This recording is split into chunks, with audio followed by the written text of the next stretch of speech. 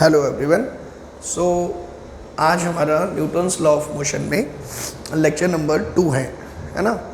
तो हमने अभी तक लॉज ऑफ मोशन में क्या देख लिया है कि डिफरेंट टाइप के फोर्सेस ये हम डिस्कस कर रहे थे। तो उसमें हमने कौन कौन से फोर्सेस अभी देख लिए अगर हम बात करें तो एक तो हमने टेंशन फोर्स देख लिया है, दूसरा हमने नॉर्मल रिएक्शन के बारे में स्टडी कर लिया है, नॉर्मल रिएक्शंस के बारे में, और देन हमने थोड़ा बहुत आइडिया ले लिया है वेट का, वेट क्या होता है। ठीक है, क्योंकि वेट भी आपका, जब आप लॉज ऑफ मोशन डिस्कस करेंगे तो वेट को भी आपको रिप्रेजेंट करना पड़ेगा। ठीक है, वेट से भी डील करना है आपको। अब जो आज हम चौथा फोर्स एक देखने जा रहे हैं जिसके बारे में डिटेल में हम पढ़ेंगे, दैट इज़ स्प्रिंग फोर्स।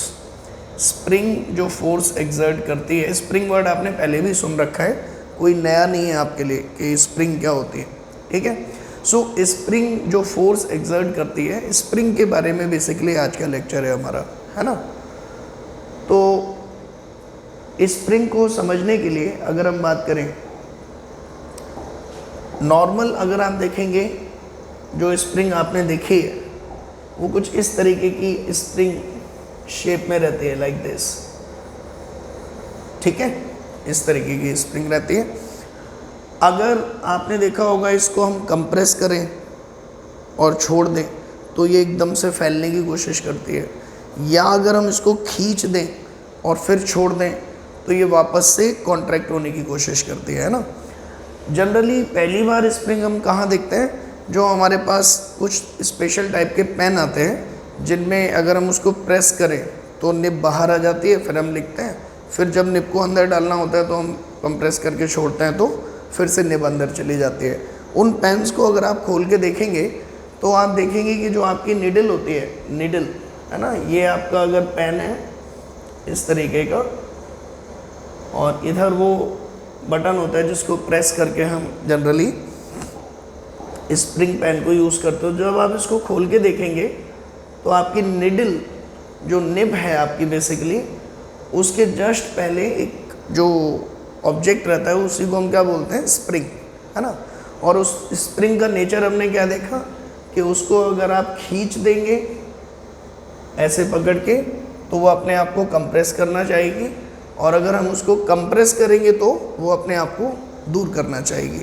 ठीक है, तो इसी स्प्रिंग को फिजिक्स में अगर हम बात करें इस तरीके से कई बार शो नहीं करते हैं। आप बुक्स वगैरह में देखोगे तो डायग्राम कुछ इस तरीके का बना रहता है, लाइक दिस, ऐसे, है ना। तो इसे कंफ्यूज नहीं होना है कि ये स्प्रिंग है कि नहीं, ये क्या है। तो ये स्प्रिंग का ही रिप्रेजेंटेशन है। ठीक, यहाँ पर अभी हमारे पास एक स्प्रिंग है और ये एक वॉल पर, इसका एक एंड इस वॉल पर अटैच्ड है और दूसरा एंड से हमने एक ब्लॉक को कनेक्ट कर रखा है। एक ब्लॉक है जिसका मास कितना है आपका, m। और अभी ये दोनों आपके, ये स्प्रिंग ब्लॉक सिस्टम जो है वो हॉरिजॉन्टल ग्राउंड पे इस तरीके से रखा हुआ है, देखिए ध्यान से। ठीक है, ये आपका सिस्टम है। तो जब इस स्प्रिंग को कोई डिस्टर्ब नहीं कर रहा है, जिस समय इस स्प्रिंग पे ना ही कोई कंप्रेसिव ना ही कोई इलोंगेटिव फोर्स एक्सर्ट हो रहे हैं, उस समय इस स्प्रिंग की जो लेंथ होती है, उस समय इस स्प्रिंग की जो लेंथ होती है उसको हम बोलते हैं नेचुरल लेंथ, नेचुरल लेंथ। ठीक है, और अगर मैं इस ब्लॉक की बात करूं तो ये ब्लॉक भी, अगर मैं इसकी पोजीशन के बारे में बात करूं तो ये ब्लॉक अभी नेचुरल पोजीशन पे रखा हुआ है। It is placed at natural position, natural position. ठीक है, नेचुरल लेंथ, नेचुरल पोजीशन, ये हमने डिफाइन कर लिया। अब मान लीजिए कोई इस स्प्रिंग को इलोंगेट करता है, ऐसे पकड़ के इस ब्लॉक को आगे की तरफ खींचता है, तो आप देखेंगे कि जब इस स्प्रिंग को हम ब्लॉक को आगे की तरफ खींचेंगे तो ये स्प्रिंग इलोंगेट होगी, लाइक दिस। मैंने इसको यहाँ पे खींच के ब्लॉक को यहाँ ला दिया M। या हम दूसरे केस में कहें कि स्प्रिंग को हमने अपनी नेचुरल पोजीशन से क्या कर दिया, कंप्रेस। दो ही केस पॉसिबल है, वो हमने कर दिए। देखिए ये, यानी कि नेचुरल पोजीशन की अगर हम बात करें तो इस ब्लॉक की ये तो थी नेचुरल पोजीशन, और इस नेचुरल पोजीशन से हमने क्या किया, पहले केस में इसको x अमाउंट से आगे डिस्प्लेस कर दिया, दूसरे केस में इसको x अमाउंट से अंदर कंप्रेस कर दिया। ये दोनों ही केस हैं। This is case 1 elongation and this is case 2 compression. ठीक है। और जब हमने इसको ऐसा किया, ऐसा यहाँ पर लाकर इसको जैसे ही रिलीज़ किया, अपना हाथ हटा लिया हमने, तो हमने देखा कि ये ब्लॉक आपका जैसे ही रिलीज़ किया तो इस तरफ जाने लगा। ठीक है। कौन ले गया इसको इस तरफ? जाहिर सी बात है, कोई और तो है नहीं, स्प्रिंग ही कनेक्टेड है। इसका मतलब आपने इसको पकड़ के खींचा, जैसे ही आप हटे इसको स्प्रिंग वापस से कहाँ ले जाने लगी, नेचुरल पोजीशन पर। ठीक है। यानी कि स्प्रिंग को अगर कोई उसकी नेचुरल स्टेट से डिस्टर्ब करता है तो स्प्रिंग उस ऑब्जेक्ट पर एक फोर्स लगाने लग जाती है ताकि वो ऑब्जेक्ट वापस से कहाँ चले, नेचुरल पोजीशन की तरफ। जैसे इस वाले केस में मैंने इसको कंप्रेस किया था, हाथ हटाया, तो ये स्प्रिंग वापस से इसको कहाँ ले जाने की कोशिश करेगी, अपनी नेचुरल पोजीशन पर। यानी कि अगर मैं इस स्टेट में आपसे पूछूं कि ये स्प्रिंग इस ब्लॉक पर फोर्स कहाँ लगाएगी, तो it will be in the forward direction, ताकि ये ब्लॉक अपनी नेचुरल पोजीशन पे आ जाए। यानी कि स्प्रिंग फोर्स हमेशा और हमेशा ऑब्जेक्ट को अपनी नेचुरल पोजीशन पर लाने की कोशिश करता है। इट इज़ नॉट लाइक कि राइट में लगेगा, लेफ्ट में लगेगा, अप लगेगा, डाउन लगेगा।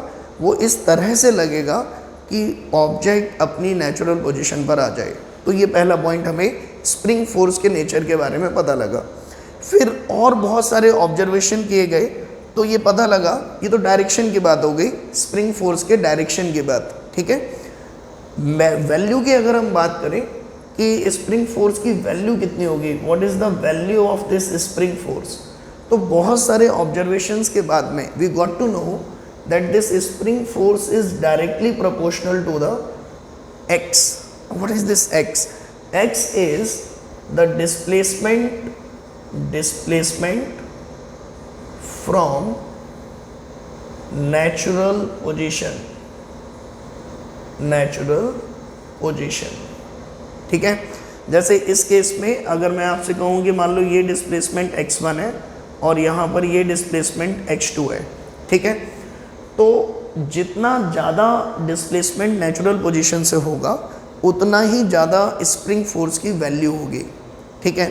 तो अगर मैं आपसे पूछूं इन दोनों सिचुएशन में, if x1 is greater than x2, यहाँ डिस्प्लेसमेंट ज़्यादा है इसके कंपैरिजन में, तो एक बात हम श्योर होकर कह सकते हैं कि इस ब्लॉक पर जो स्प्रिंग फोर्स लग रहा होगा वो इस वाले के कंपैरिजन में क्या होगा, ज़्यादा होगा, क्योंकि उसका डिस्प्लेसमेंट नेचुरल पोजीशन से क्या है, ज़्यादा है।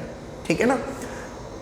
जब ये प्रोपोर्शनैलिटी साइन हम हटाते हैं तो यहाँ पर प्रोपोर्शनैलिटी साइन हटाते ही एक कांस्टेंट बाहर आता है k, और एक माइनस साइन के साथ बाहर आता है -k, स्प्रिंग इनटू डिस्प्लेसमेंट। अब सर ये k स्प्रिंग क्या है, तो इसका भी एक स्पेशल नाम है, it is known as spring constant. इसको हम क्या बोलते हैं, स्प्रिंग कांस्टेंट। Spring constant. ठीक है। माइनस साइन क्या सिग्निफाई कर रहा है सर, यहाँ पे माइनस साइन ये बता रहा है कि जो आपके डिस्प्लेसमेंट की डायरेक्शन होगी, आपका स्प्रिंग फोर्स उसके हमेशा क्या लगेगा, अपोजिट। ठीक है। आपने देखा डिस्प्लेसमेंट राइट में किया तो स्प्रिंग फोर्स कहाँ लगा, लेफ्ट में। ये आपका क्या है, स्प्रिंग फोर्स इन केस 1।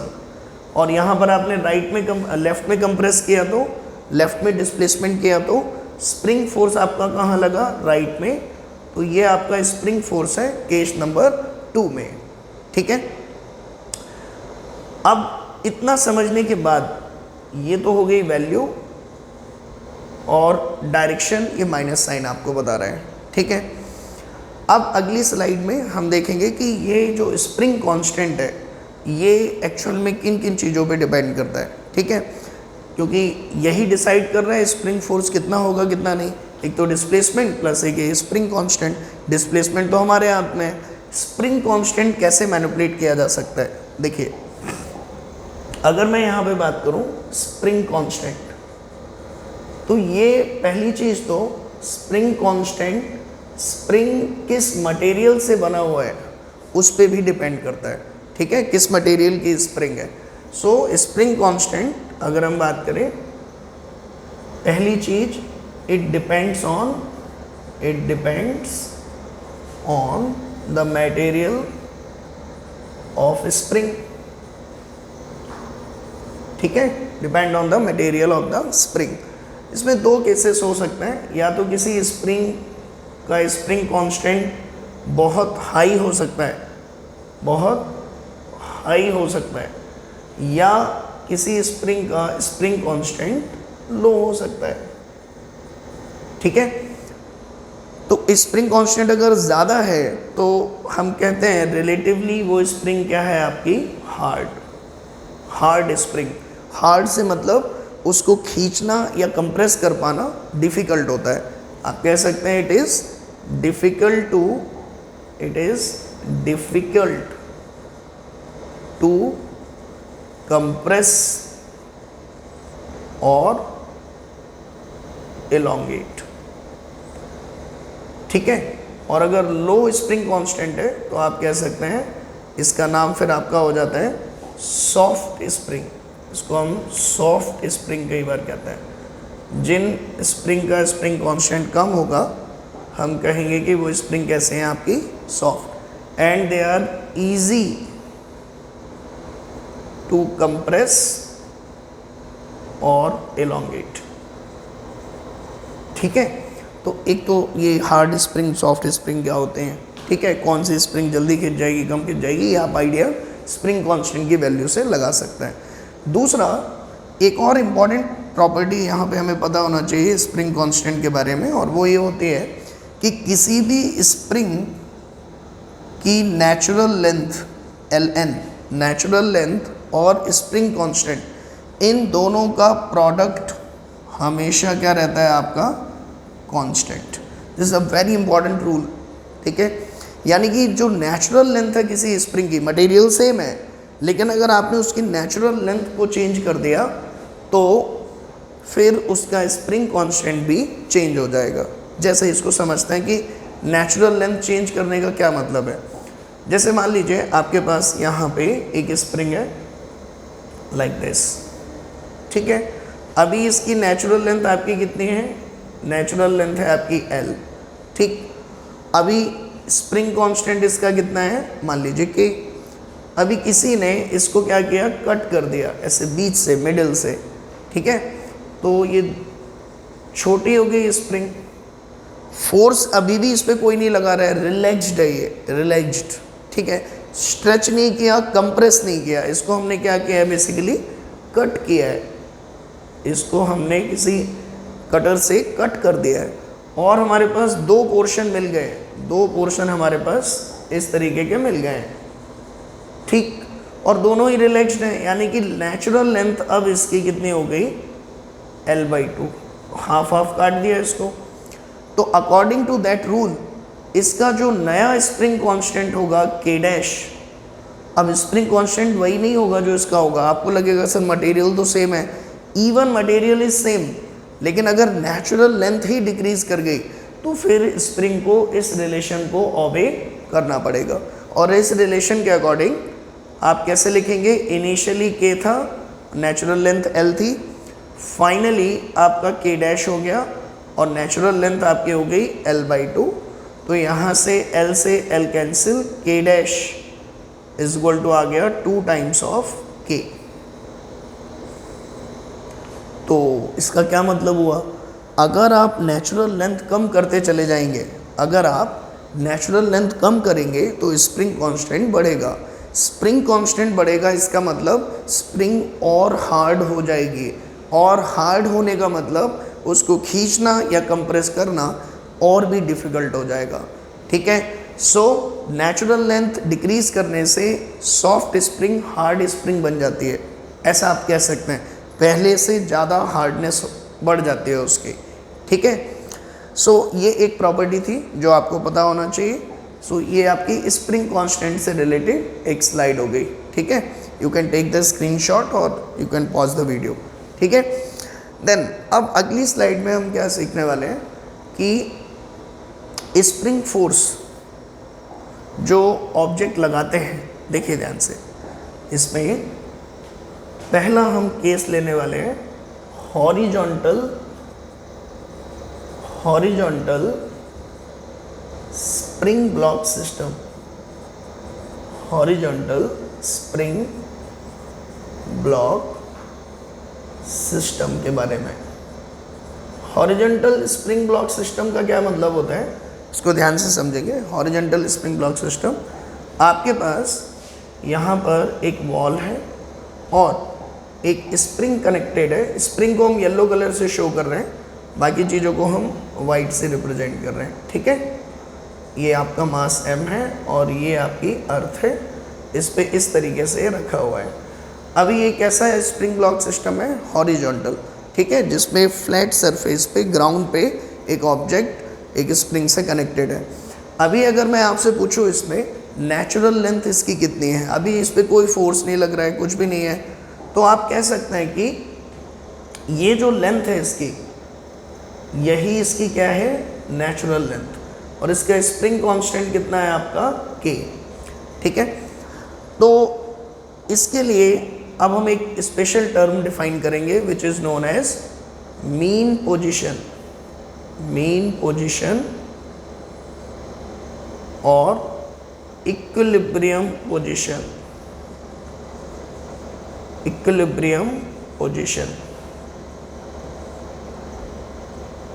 ठीक है, ये जो ब्लॉक इससे कनेक्टेड है, इस ब्लॉक की मीन पोजीशन क्या है या इक्विलिब्रियम पोजीशन क्या है। देखो, मीन पोजीशन और इक्विलिब्रियम पोजीशन दोनों ही ये बताती हैं कि ऐसी पोजीशन जिस पर बॉडी पे लगने वाले सभी फोर्सेस क्या हो, उनका रिजल्टेंट क्या हो, जीरो। जो भी फोर्स लग रहे हैं बॉडी पर, अगर उन सभी का रिजल्टेंट जीरो आ जाए तो उस पोजीशन को हम क्या बोलते हैं, मीन पोजीशन। तो हम चेक करते हैं कि अभी इस ब्लॉक पर कौन कौन से फोर्सेस लग रहे हैं। अगर मैं इसमें बात करूं, अभी यहाँ पर एक ही अपना वेट नीचे लगा रहा होगा mg, और इस mg की वजह से ये अर्थ इस ब्लॉक पर ऊपर की तरफ एक नॉर्मल रिएक्शन लगा रही होगी, दैट इज n। और सिंस ये ब्लॉक अभी रेस्ट में है, ठीक है, इसे रखा हुआ है सिंपली, तो ये रिलैक्स्ड है स्प्रिंग, और जब स्प्रिंग रिलैक्स्ड होती है तो हमें पता है कि वो कोई भी स्प्रिंग फोर्स नहीं लगाती। तो इस केस में अभी स्प्रिंग जो फोर्स लगा रही है, F spring, that will also be equal to zero.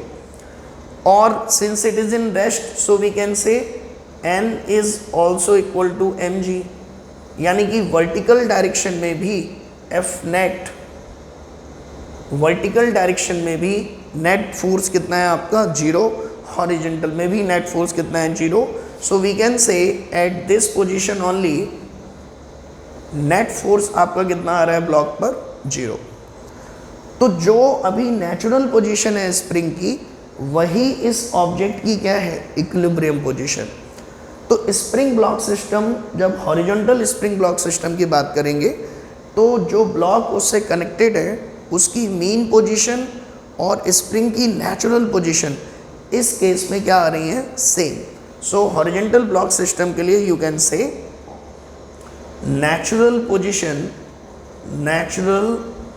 Position is equal to equilibrium position. ये हमने देखा हॉरिजॉन्टल ब्लॉक सिस्टम के लिए। ठीक है, अच्छा, अब एक चीज़ और समझते हैं। मान लीजिए अगर मैं यहाँ पर एक फोर्स अप्लाई करता हूँ, ठीक है, मैंने सपोज मानिए यहाँ पे फोर्स अप्लाई कर दिया राइट डायरेक्शन में, F is equal to 20 newton और स्प्रिंग कांस्टेंट है मान लीजिए 2। स्प्रिंग कांस्टेंट कितना है 2। अच्छा, स्प्रिंग कांस्टेंट की यूनिट क्या होती है अगर हम बात करें तो we know that F spring is equal to minus K into X. So we can say K is equal to F spring by X. ठीक है ना।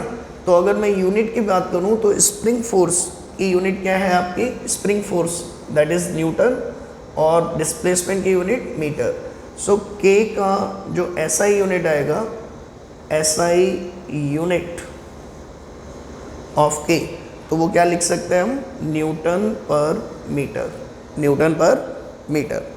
दूसरा, अगर मैं डायमेंशनल फॉर्मूले की बात करूं K के, तो वो भी आप क्या लिख सकते हैं, dimensional formula of force divided by dimensional formula of position.